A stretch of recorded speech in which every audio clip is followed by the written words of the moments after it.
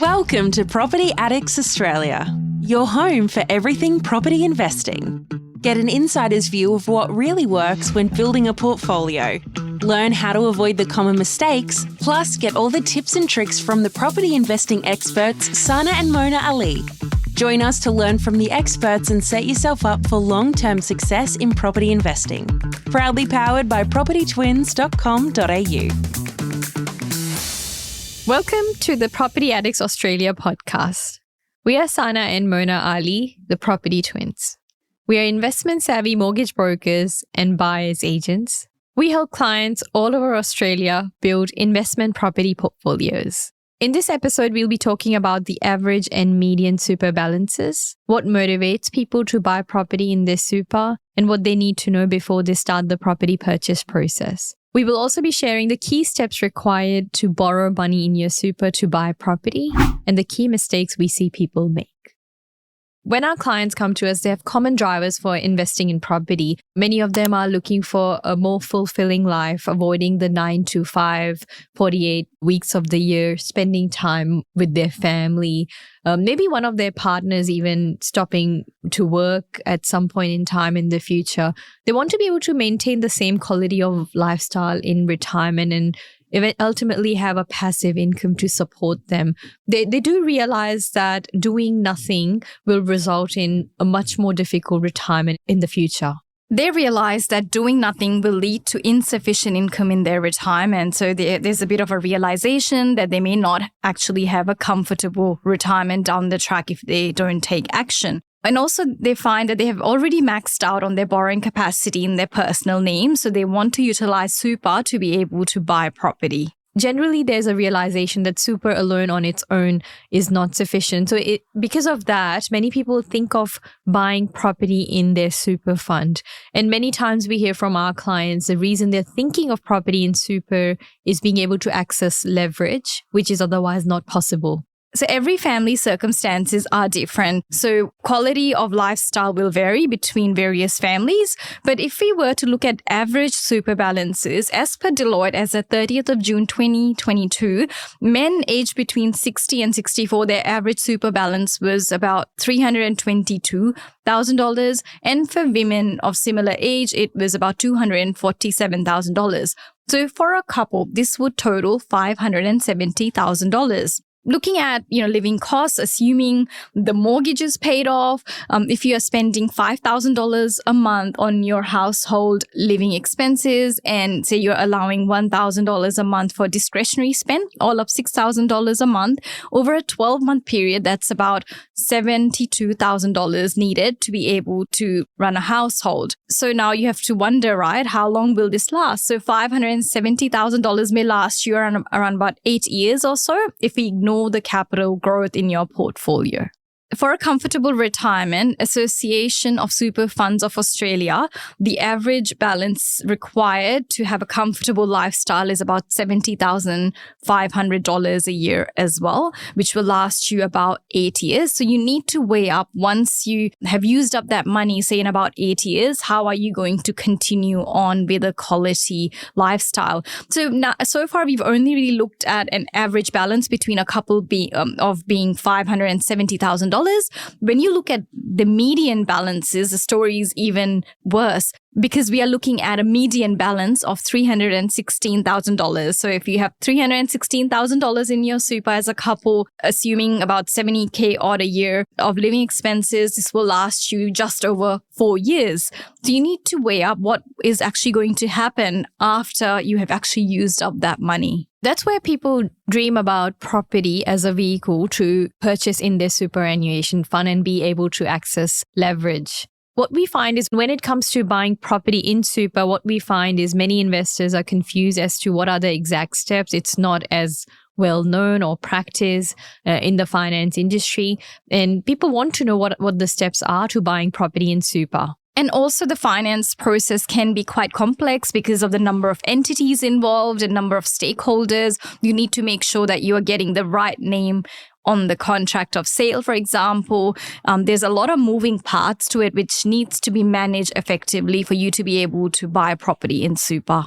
So for PAYG employees, your employer would make super contributions to an industry fund such as Australian Super, Host Plus, HESTA, to name a few. And these super funds at times have millions of members and they make decisions on behalf of their members. You, as a member, do not have any control over the investments they are making on your behalf. Whereas, on the other hand, self-managed super funds is just that. It is self-managed. You make decisions in line with your investment strategy and you have to comply with the super regulations and act in the best interest of the members. So whilst investments for industry funds are managed by whoever runs the large super funds, with a self-managed super fund, you are making decisions in line with your investment strategy. And it means that you are also able to buy property in a self-managed super fund using your super balance as deposit and purchase costs, along with borrowing money to fund the property purchase. So when people buy property in super, they're looking for diversification. Industry funds are mainly focused on purchasing stocks and managed funds, as opposed to with buying property in your super, you have your own investment strategy. You can select the property. You get to access a tangible asset with rental income, which is steady over a period of time. Also, you need to talk to your tax accountant about the tax benefits that come with purchasing property in super. The capital gains tax in super is 10%, which is substantially lower than when you buy property in your own name. The key driver for people with buying property through super is really the leverage. You being able to borrow money, say about 80% of the value of the property, and buying a property. Otherwise, say hypothetically, you have $200,000 in your super balance. It grows 10%. You make about $20,000. On the other hand, you use these $200,000 to purchase a $600K property, and that property grows in value by 10%, you make $60,000. So as you can see, leverage gives access to 3 times the returns than you would have had otherwise. What you need to be mindful is that property industry is unregulated. There are property spruikers who sell properties for self-managed super funds. These properties can be overpriced and may not achieve the same capital growth and cash flow that you can otherwise achieve. You also need to know that lending regulations could change when it comes to buying in super, and also government regulations could change. You may buy property in super today, but it may not be allowed in the future. So it's about really seizing that opportunity to leverage and access your super fund to purchase property. And when people max out borrowing capacity in their own names, this could be another avenue for them to be able to continue expanding their property portfolio. But what we find is most people are actually confused because there's not that many brokers who specialize in this space or are able to provide the guidance on actually the exact steps that need to happen for you to be able to execute this plan. But it's important to take action because setting up a super fund and finding a property can take time. So make sure you start that process because it can take 3 to 6 months between when you start and settle on a property. Whilst many people are confused with the exact steps they need to take to buy a property through super, the first step actually really is getting your team together and the right team together. Number one, you need a mortgage broker who knows how self-managed super fund lending actually works. They will be able to work out your borrowing capacity and rental return that you need to target and effectively give you a breakdown of the numbers so you can confidently make offers. And then you need an accountant who can help set up a self-managed super fund and also the bare trust, which actually buys the property on the super fund's behalf. So you need to make sure that your accountant is well versed in the exact steps that need to happen from an accounting standpoint. Well, make sure you also have a financial planner on board because they'll be the ones advising you on your investment strategy.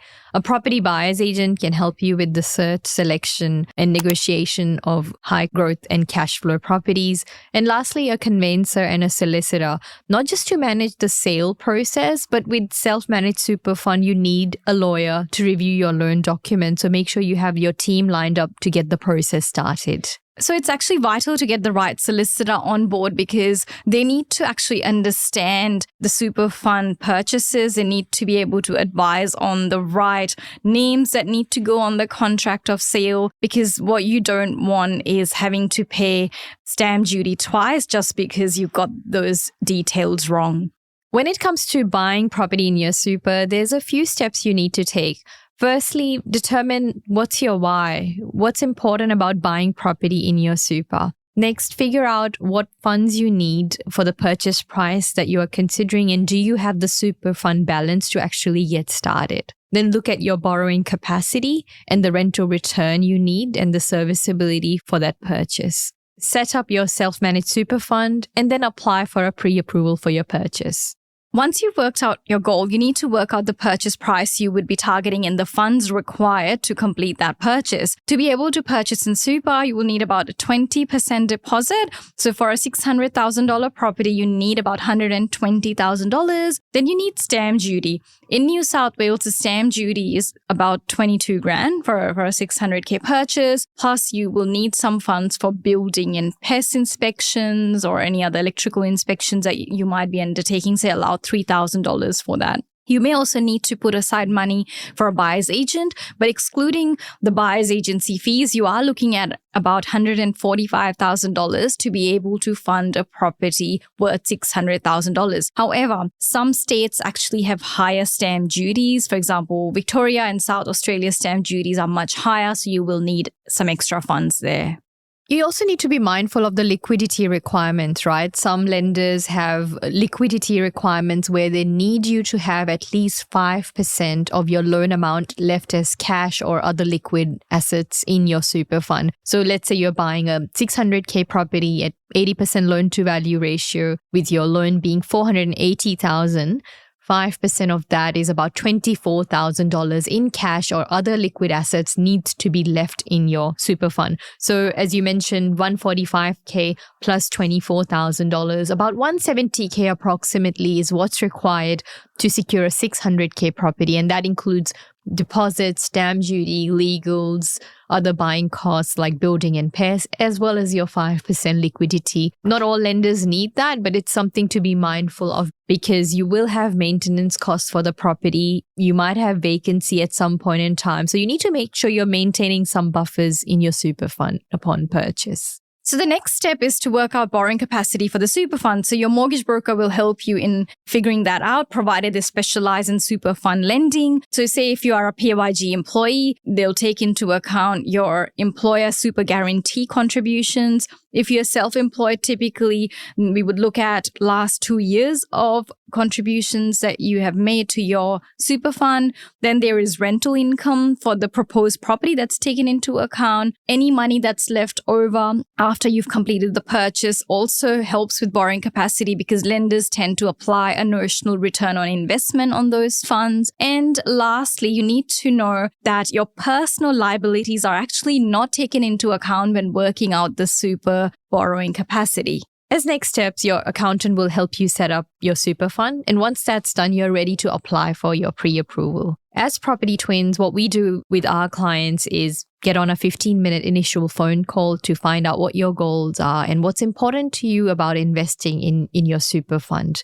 We collect some basic information like your job details, your income, payslip, and your super statement. This helps us put together a series of options that you can consider for your super fund purchase. And we catch up to go through each of these options with you. Once we have consulted and discussed and decided on one of the lenders you will go with, we will then prepare your pre-approval application and help with the lending side of things.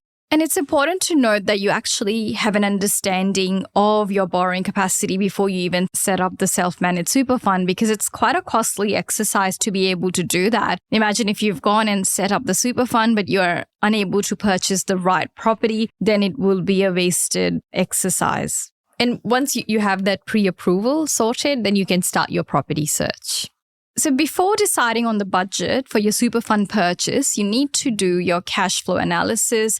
This will be based on your employer contributions, any voluntary super contributions you make, rental income. So you need to take all these into account and see if these are sufficient to be able to fund the principal and interest repayments, any accounting fees required for the super fund, running costs of the property, insurances, and also any lender fees and charges. This is so that you avoid injecting cash yourself into the super fund. And the type of property you'll be purchasing will really come down to your risk profile. The age of the property could contribute to the maintenance costs. So it's important to find a balance between the age of the property, the purchase price, and the rental income, so the property is able to sustain itself in your super fund. The most common challenges that we see is people aren't so attached to their super. It's kind of inaccessible for a very, very long time. But ultimately, it is your money that you are putting aside for your future. And also, given the nature of it, it is prone to spookers being able to access it and getting you to invest in wrong asset classes. Depending on how many years to your retirement, time might fix a bad property purchase because you weren't so attached to your super, but why lose money when you can make good quality investment decisions and buy quality properties in your super fund? I'd like to share a story about one of our clients who came to us after they had already purchased a property through their self-managed super fund. So many years ago, they purchased a brand new property in their self-managed super fund, which didn't do much for quite some time. There was no capital growth for that property for a number of years. And it turned out they had actually purchased it through their financial planner, who may have been paid hefty commissions on the back end. These clients wanted to buy a second investment property in their super fund, and they asked the financial planner for transparency around the commissions that they were actually getting paid. And the financial planner actually refused to share that information to them. So the key concern they had was lack of transparency and undisclosed commissions. Eventually, they ended up working with us as their buyer's agents and mortgage brokers to purchase another property in their self-managed super fund, which has grown in a rising Brisbane market. To sum it up, earlier in this episode, we spoke about median super balances, which was about $316,000 for a couple at retirement. So imagine you being in those shoes if you had that balance, and average living expenses for a comfortable retirement were $70,000 per annum. This money would only really last you 4.5 years, ignoring any capital growth in the portfolio.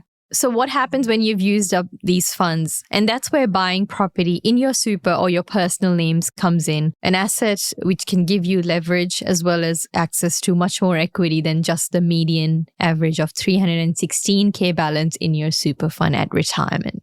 Thank you for listening. Join us next time for another episode of Property Addicts Australia podcast. Thanks for listening to Property Addicts Australia. For future episodes, click follow. Leaving a review helps others find the podcast. And for more information about how we can help you, visit propertytwins.com.au.